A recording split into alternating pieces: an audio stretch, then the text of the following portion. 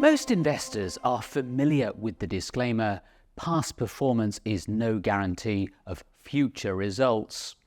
Regulators insist on it for a reason. Fund performance is extremely unpredictable.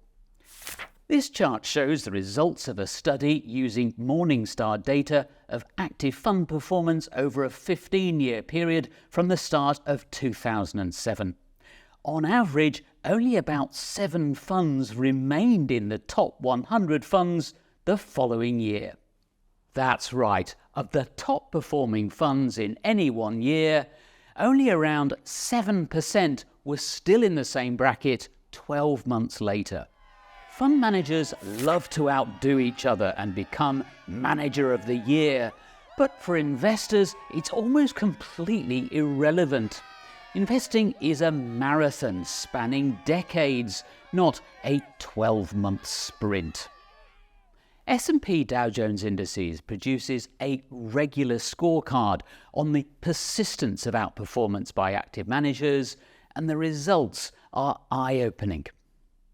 This chart shows that over the 3-year period from September the 30th, 2013, just 354 out of 2,318 funds outperformed their respective benchmarks. Of those, just 4, yes, 4 outperformed in the subsequent 3-year period as well. The active fund industry is understandably keen not to draw attention to this chronic lack of consistency. It prefers to present more flattering data, which disregards those many funds whose performance was so bad that they were either closed down or merged with other funds. This is a classic example of what statisticians call survivorship bias, and it's highly misleading.